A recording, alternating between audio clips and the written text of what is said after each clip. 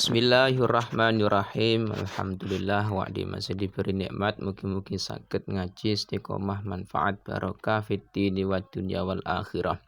Bismillahirrahmanirrahim. Faslun ay hada faslun utawi kikono fasal suci. Takbire fasal wali syirkati khamsu syara'id. Jadi ini nantinya pembahasan masalah syirkah. Syirkah iku pengertiane subutul haqqi ala jihati syuyukh fi syai'in wahidin lisnaini fa'aksara. Jadi nantinya syirkah iku banyak sekali modelnya. Jadi suatu perkara yang mana dimiliki oleh dua orang atau lebih. Nah, jadi misalkan kita punya sesuatu barang dimiliki oleh dua orang atau tiga orang atau lebih. Itu namanya syirkah. Jadi milik bersama. Cuman yang dibahas dalam kitab takrib ini nantinya masalah uang. Uang yang dalam bentuk dirham dan dinar dibuat dalam bentuk syirkah. Wali syirkati lan iku tetep kedua syirkah khamsu syara'ita utawi 5 pira-pira syarat. Dalam akad syirkah iku ada 5 syarat. Sing pertama antakuna rupane yen to ana apa syirkah. Ana iku ala nadin ing ngatasé wilanja utawa duit. Minad darahimi saking pira-pira dirham. Wadana nirelan pira-pira dinar. Jadi ketika nantinya kita kepengen akad syirkah dengan orang lain, iku bisa dalam bentuk uang. Zaman dulu memang bentuk duit. Tapi nantinya kasusnya syirkah itu tidak hanya dalam bentuk duit. Tapi yang penting iki ada suatu permasalahan di mana kita punya duit, tapi duit zaman dulu itu apa? Dinar dan dirham. Jadi misalkan saya dengan Zaid kepengen buka usaha. Terus kita sama-sama bayarnya itu saya 50%, Zaid 50%. Ya, dibuat untuk membeli sesuatu, untuk dibuat modal bersama, namanya syirkah. Nah, jadi barang yang kita beli dari dua orang kita iki mau, uangnya iki mau, iku namanya syirkah. Dan nanti dijual belikan, keuntungannya berputar, lah iku namanya syirkah. Tapi permasalahannya zaman dulu iku tidak memasukkan dalam fulus atau uang rupiah. Nah, repotnya di situ. Dari zaman dulu itu syirkah yang bentuk tasarruf. Misalkan pengen usaha, jual beli suatu barang. Saya dengan Zaid. Nah, itu saya 50 dinar, Zaid 50 dinar.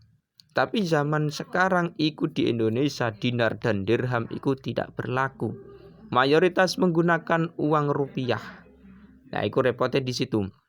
Tapi nantinya ada sebagian ulama yang mengatakan boleh. Wa ayyatawafaqa lan yen to cocok apa malani apa bondo loro. Dadi wa ayyatafaqa lan yen to cocok apa bondo loro malani mau fil jinsi ing dalem jinise wan nau ilan maceme. Dadi dua harta yang nantinya dijadikan akad syirkah iku sama dalam jenis dan macamnya. Mulane falatasu asyirka fi dzab wa darahim wala fi sihahin wa mukasaratin. Jadi nantinya akad syirkah iku harus satu jenis dan satu macam. Misalkan saya dinar 50, Zaid yo 50 dinar. Enggak bisa saya dinar emas, Zaid perak, dirham, enggak bisa. Tapi itu dalam kasus permasalahan dulu. Nah, zaman sekarang itu rata-rata misalkan kita pengen buka usaha warung atau apapun lah. Itu rata-rata di Indonesia enggak menggunakan emas perak tapi menggunakan rupiah. Sing ketiga wa ayyu khallita lan yen to nyampur sapa syarikani wong sing akad sekuton loro. Wa ayyu khallita lan yen to nyampur sapa syarikani sapa al-malaini ing bondo loro.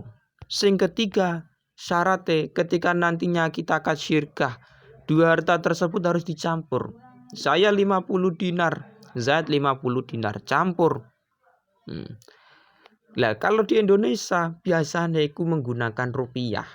Jadi kalau di Indonesia itu biasanya menggunakan rupiah. Memang dalam kitab takrib nggak masuk.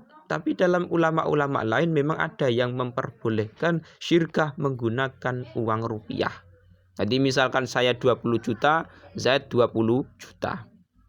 Nah, berarti kan ada 40 juta yang terkumpul ini. Atau misalkan 3 orang, 20 juta, 20 juta, 20 juta, berarti 60 juta. Bisa digunakan untuk tasarruf nantinya. Wa ayyadzana lan yen to ngijini sapa kullu wahidin saben-saben suwiji minhuma sangking wong loro syarika ini ngijini li sahibihi maring kancane kulli fit tasarruf yang dalam tasarruf. Ketika nantinya sudah kesepakatan syirkah, lah nantinya dibelikan untuk sesuatu terus ditasarrufkan, keuntungan bisa dibagi dua. Misalkan saya 50 dinar, Zaid 50 dinar, kan 100 dinar. Terus nantinya yang melakukan tasarruf itu Zaid. Zaid nantinya membelikan suatu barang dengan 100 dinar yang disyirkai mau. Jadi 100 dinar yang terkumpul ini dibelikan misalkan suatu barang, terus dijual belikan, ternyata untung ada 120 dinar. Berarti keuntungan 20 dinar ini nantinya bisa dibagi dua. Jadi saya statusnya sebagai sohib, teman dari Zaid mau, itu nantinya bisa mengizini Zaid untuk melakukan tasarruf. Jadi Zaid yang mengelola uang 100 dinar atau saya mengelola, Zaid tinggal mengizini saya. Jadi kasus di Indonesia seperti itu. Misalkan saya 20 juta, Zaid 20 juta, terkumpul 40 juta. Nah ketika saya melakukan tasarruf, nantinya 40 juta ini saya belikan sesuatu, terus nantinya dijual belikan biar dapat untung. Zaid mengizini saya, itu sudah masuk syirkah. Nah sebagian ulama ada yang mengatakan demikian. Wa yakunalan yento no apa ribuh apa bati wal khusranu lan rugi, keuntungan dan kerugian ala qadril malaini iku ing atase kira-kirane bondo luru. Jadi nantinya syirkah iku ada yang namanya untung, ada yang namanya rugi, wong namanya tasarruf. Ya namanya tasarruf kan kadang untung, kadang rugi. Iku nantinya tetap bisa ditanggung bersama. Misalkan dalam bulan ini harta yang terkumpul 100 dinar, saya 50 dinar, Zaid 50 dinar. Terus Zaid yang mentasarufkan, dibelikan sesuatu ternyata untung 20 dinar. Berarti 20 dinar nantinya milik kita berdua. Saya 10 dinar, Zaid 10 dinar. Atau dalam kasus misalkan kerugian, ternyata dalam bulan depannya lagi, yang bulan ini kita untung 20 dinar, bulan depan ternyata malah rugi 10 dinar. Jadi rugi 10 dinar, wong memang barangnya mau ternyata gagal ditasarufkan karena busuk atau gimana. Nah ternyata 10 dinar kita rugi. Berarti keuntungan 20 dinar ini kita bagi berdua, ya 10 dinar yang rugi kita tanggung berdua. Jadi keuntungan dan kerugian itu kita tanggung bersama. Enggak kok nek untung itu saya, nek rugiku Zaid, enggak. Tapi sama-sama menanggung. Dalam kasus kita di masyarakat, misalkan saya 20 juta modalnya, Zaid 20 juta. Terkumpul 40 juta, terus dibelikan sesuatu, kita dagang. Yang melakukan tasarruf saya, misalkan Zaid cukup mengizini saya. Akhirnya saya membuat sesuatu usaha yang mana hasil dari harta syirkah 40 juta. Nah, selama 1 bulan ternyata untung 20 juta. Berarti saya 10 juta, Zaid 10 juta. Terus bulan depannya lagi kita rugi 10 juta. Ya kita tanggung. Saya menanggung 5 juta kerugian, Zaid 55 juta. Nah itu dalam kasus kita di masyarakat. Jadi namanya dagang tasarruf ya pasti ada keuntungan ya. Terkadang juga ada kerugian, mungkin saja bisa terjadi. Walikuli wahidin lan iku tetep kedue saben-saben suwiji minhuma saking syarika ini wong loro sing akad syirkah mau fashuha utawi ngrusak syirkah mata syaa ing dalam semangsane karep sapa kul Wa mata lan ing dalam semangsane mati sapa aduma sapa salah sijine syarika ini jawabe mata batolat mongko batal apa syirkah. Ketika nantinya salah satu dari orang yang syirkah itu pengen menggagalkan syirkah, pengen merusak syirkah, nggak masalah kapanpun dia mau. Mata sya'ah. Misalkan setelah 1 bulan ternyata keuntungan cuma 5 juta dibagi 2 juta, 2,5 juta, 2,5 juta. Terus setelah dibagi 2 ternyata Zaid iku mengundurkan diri. Dia sudah pengen buka usaha sendiri, nggak mau syirkah lagi dia. Nggak masalah. Jadi dalam akad syirkah itu tidak dibatasi dengan waktu. Kapanpun dia pengen merusak akad syirkah, nggak masalah. Terus wa mata ahaduma batolat, ketika salah satu meninggal gimana? Nah, itu kan memang ada kesengajaan kita merusak syirkah. Lah ini ada orang yang meninggal. Misalkan selama 2 bulan ternyata Zaid meninggal. Lah piye? Tetap nantinya akad syirkah ini batal. Nah, keuntungan dan modalnya Zaid bagaimana? Dikembalikan ke ahli waris. Enggak kok saya sendiri enggak, tapi dikembalikan ke ahli waris. Jadi selama 2 bulan misalkan modal Zaid 50 juta, saya 50 juta. Keuntungan misalkan 20 juta. Ya dibagi, saya 10 juta, Zaid 10 juta. Nah, ternyata Zaid kok meninggal. Ya wis diberikan kepada ahli warise. Lah iku carane syirkah seperti itu. Jadi kalau kita menggunakan dalam proses kitab takrib ini, itu memang kasusnya dalam permasalahan dinar dan dirham, emas dan perak. Zaman dulu memang uangnya itu bentuknya dinar, itu emas, dirham itu bentuknya perak. Cuman permasalahan kita di Indonesia lebih beda dengan zaman dulu. Di Indonesia menggunakan uang rupiah. Jadi memang uang rupiah itu ada ulama yang mengatakan hukumnya sama dengan emas dan perak, ada yang mengatakan enggak sama. Nah, itu beda pendapat. Tapi misalkan kita di masyarakat kepengen akad syirkah menggunakan uang rupiah, enggak masalah.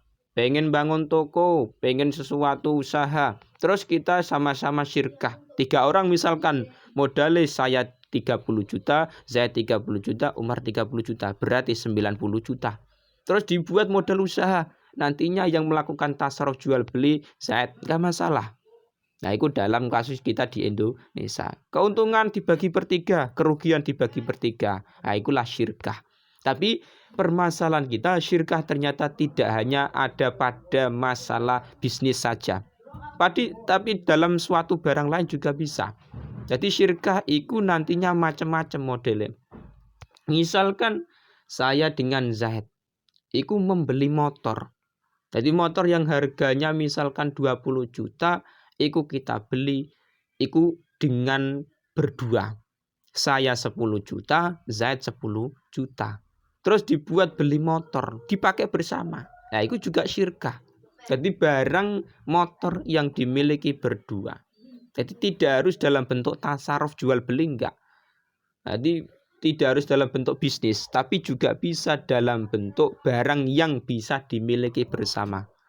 Atau misalkan tidak dalam modal bersama uang 10 juta enggak, tapi dalam bentuk misalkan pemberian seseorang. Jadi Umar itu memberikan HP kepada saya dan Zaid. Jadi HP misalkan merek Samsung diberikan untuk berdua. Nah, itu nantinya barang HP ini namanya syirkah. Barang yang dimiliki berdua, saya dengan Zaid. Saya bisa memanfaatkan, Zaid juga bisa memanfaatkan. Wong barang milik berdua. Jadi kita tidak bermodal. Saya tidak modal mengeluarkan uang untuk beli HP, enggak. Zaid juga tidak. Cuman HP ini pemberian oleh Umar. Umar baik hati kaya, diberi HP Samsung. Untuk saya dengan Zaid. Nah, itu namanya syirkah barang mau. Jadi kalau misalkan sewaktu-waktu HP ini kok dijual, ya uangnya milik kita berdua. Atau misalkan dipakai bersama, enggak masalah, itulah syirkah. Jadi syirkah itu tidak harus dalam bentuk bisnis tasarruf jual beli, enggak. Tapi juga bisa dalam pemberian. Atau misalkan dalam bentuk tanah juga bisa. Dan lain-lain lah bentuknya. Kasus tasyaruf iku juga bisa, barang juga bisa, dimiliki bersama, dipakai bersama, itulah syirkah. Nah di masyarakat banyak sekali terjadi syirkah. Barang yang mana misalkan rumah dibeli bersama. Rumah misalkan seluas 20 meter kali 20 meter. Kamarnya ada 8. Terus syirkah saya dengan Zaid. Nah, misalkan harganya tanah 100 juta. Nah, misalkan saya beli cuman uangku 50 juta. Akhirnya saya berniat syirkah dengan Zaid. Zaid, saya punya uang 50 juta, ada tanah beserta rumah, iku harganya 100 juta misalkan. Terus Zaid sepakat, oh iya syirkah ayo bareng. Nah Zaid mengeluarkan uang 50 juta, saya 50 juta. Terus akad syirkah membeli rumah dan tanah iki mau dengan 8 kamar misalkan. Nah ini rumah ini milik kita berdua. Jadi sewaktu-waktu kalau kita berdua pengen menjual, yo uangnya kembali kita berdua. Ternyata dijual dalam waktu 1 tahun, oh untung misalkan 10 juta, berarti 110 juta. Yo wes dibagi keuntungannya. Atau misalkan nggak dijual tapi pengen dibayar Zaid semua. Jadi saya bilang kepada Zaid, ini rumah saya dulu kan saya 50 juta sampai 50 juta. Terus akhirnya saya kepengen beli rumah sendiri. Akhirnya 50 juta dibayar Zaid. Jadi syirkahku 50 juta dulu, ikut dibayar Zaid. Ya wes 50 juta saya belikan tanah dan rumah di tempat lain, enggak masalah. Jadi syirkah itu kasusnya permasalahan banyak sekali dan banyak terjadi di masyarakat kita. Cuman terkadang kita nggak tahu itu namanya syirkah. Yang penting bisa dalam bentuk rumah, tanah, motor, dan lain-lain. Itulah syirkah. Faslun utai kikono fasal suwiji tabire fasal wal kafalatu bil badani jaizatun. Jadi ini masuk dalam penjaminan orang. Maksudnya piye? Wal kafalatu utawi jamin utawa nanggung. Oleh nanggung bil badani kelawan badan iku jaizatun kuwenang. Jadi kita menjamin orang lain atau nanggung badannya orang lain iku boleh. Tapi dengan catatan idza kana ing dalem nalikane ana iku alal makfulibah ing atase wong kang den tanggung apa sing ana hakun apa hak li adamin maring anak Adam. Jadi memang akad kafalah nanggung badane orang lain iku boleh.